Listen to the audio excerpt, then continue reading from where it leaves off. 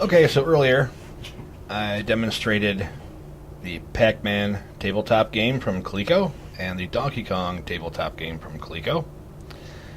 And when you're researching these games on the interwebs and you're looking to buy one, you'll find them. They're plentiful. They're not rare by any stretch of the imagination. But when you're looking for these, you'll find some other similar games and some oddities. Now what I found here is an oddity. This is Pac Man 2.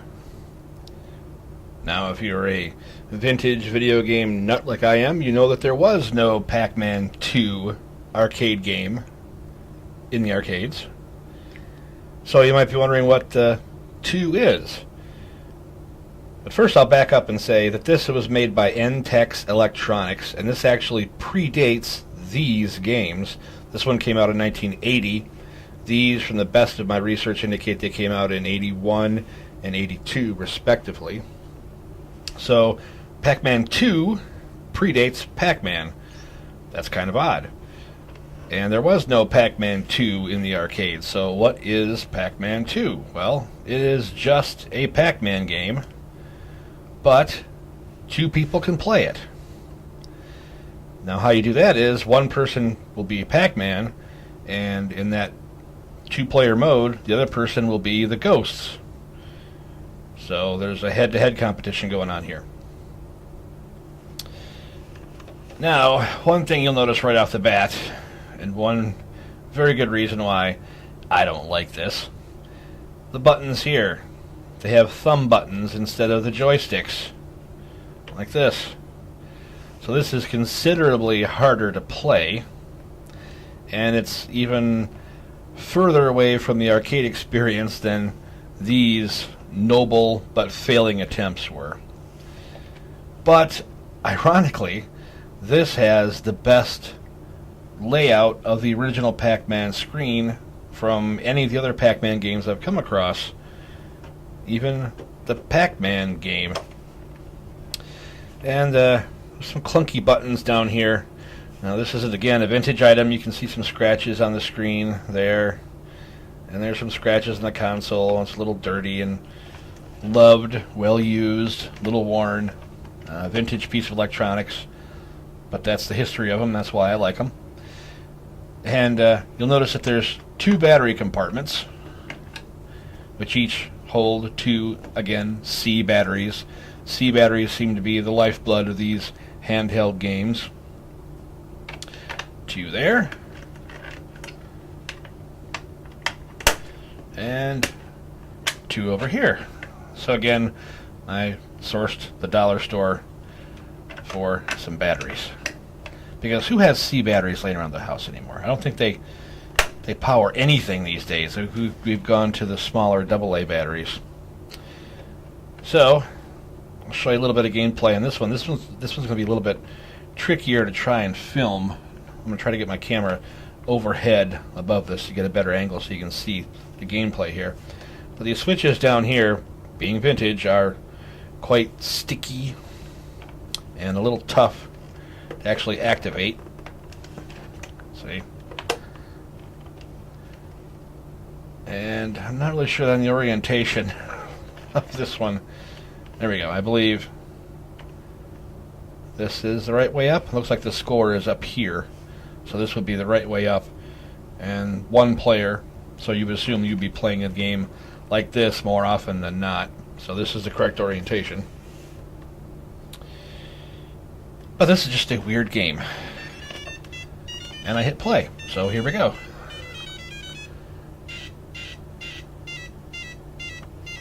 And I'll try to keep this in view for you guys to watch. I'm using the thumb buttons down here to move the Pac Man around. And I guess if you grew up with Nintendo or Sony PlayStation or something, having thumb buttons is more intuitive for you. But I grew up in the joystick age. I require joysticks for my games. And this is pretty responsive.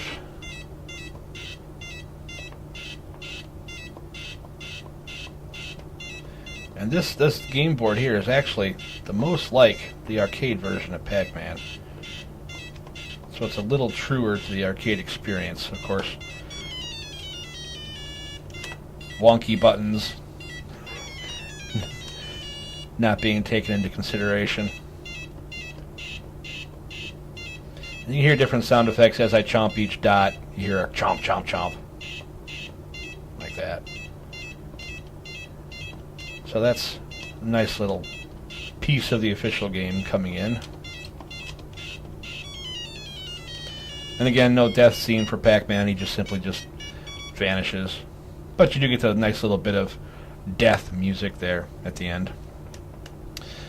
And I'm not sure how many dots I actually chomped. My high score is 57. On the arcade version of Pac Man, you get 10 points for every dot, so this would probably be 570. So really low scoring possible game here. But there you go, Pac Man 2, which is an oddity because it came out before the first Pac Man. Well, the official Pac Man. Although this, by all accounts on the internet, this actually is an official release. It was actually released in Japan as well, called Hungry Pac. And it's identical to this, except it says Hungry Pac up here.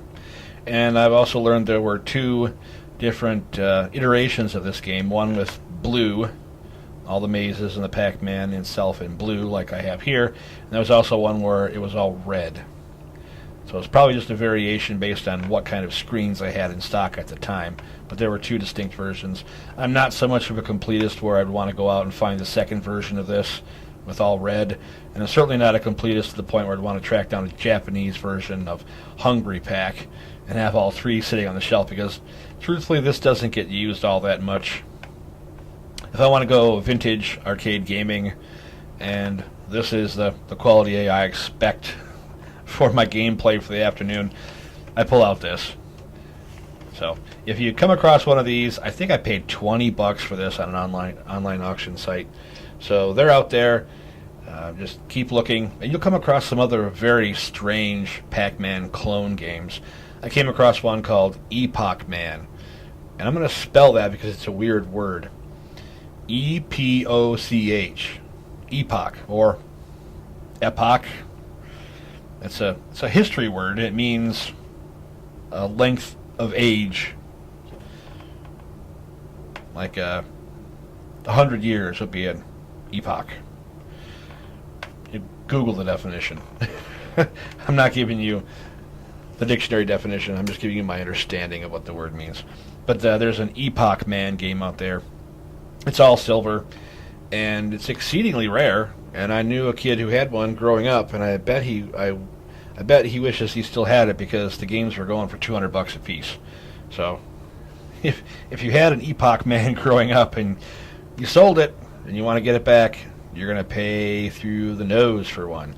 But this Pac Man 2 game from 1980, paid $20 for.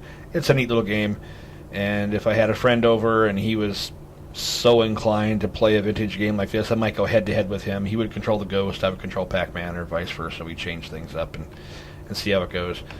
There's also a skill level setting on this. Now, from what I understand, level 1, there's 3 ghosts. Level 2, there's 4 ghosts. And this also has a scalable sort of format to the levels. Each level gets faster and faster and faster and faster. I've only played this through the first 2 or 3 levels. It does get faster with each level. So I'm assuming if you were really good at this and you got up to level 8, 9, 10, what have you, it'd be going so fast where you couldn't even keep up with these crude thumb pads here, and you just die. So the gameplay on this is passable. Kids in the 80s on the summer road trip with a family probably had these in the back seat, and they played them for hours and hours until they killed the C batteries, and Dad had to pull over and buy some new ones. And it would suffice, but it's definitely not an arcade quality experience like we used to have in the arcades back in the day. And these superior games, superior in quality and gameplay and craftsmanship, I guess you would say, these are also just a pale imitation of the old style arcade games. And truthfully, you can get Pac Man and Donkey Kong and Frogger and all the vintage games as an app on your phone. And they're infinitely better, and they're a whole lot closer to the actual arcade experience we had growing up as kids. But they're handheld, and they're not the upright arcade games, so they're just passable. Everything here is just passable. If you really were a child of the 80s and you spent your time in the arcade playing the real things, these are all just passable diversions of your time. And they're neat little artifacts of the 80s, and they're neat to pull out the shelf, dust off, play once in a while. But if you're a true vintage arcade gamer, I think you might have a full-size Pac Man in your man cave now. Maybe I do as well. Maybe I just haven't shown you that yet. So, thanks for tuning in. Thanks for watching this little Pac Man 2 demonstration. And check around and find my reviews and demonstrations of the original Pac Man stand-up mini arcade game from Coleco and the Donkey Kong. And also realize there's a bunch more of these games out in the wild, vintage games like this by Frogger, Galaxian, Miss Pac-Man. And then later on, this is the first run of this arcade tabletop style. There was a second style, a little more compact, a little better graphics and sound. And they made Donkey Kong Jr. and Zaxxon. Zaxxon is an exceedingly rare and hard game to find. If you find one of those under $100, pick it up. You can double your money on the internet auction sites almost immediately. The Zaxxon game like this are very rare. I don't have one. And Nintendo also put out a Snoopy game. So, keep your eyes open for these if you're so inclined. Just know going into them, the graphics are basically a hopped up version of the old calculators. The sound is horrible. The controls sometimes are horrible. They're vintage. Sometimes the contacts get dirty and the joysticks don't work quite right. And stickers peel off, and you need C batteries for them. And I really sound like I'm talking these down now that I've talked them up for 3 separate little episodes. But just go into vintage electronics knowing the severe limitations we had back in the 80s with screens and how the games actually played. So keep that in mind if you're out looking for these things. Thanks for watching.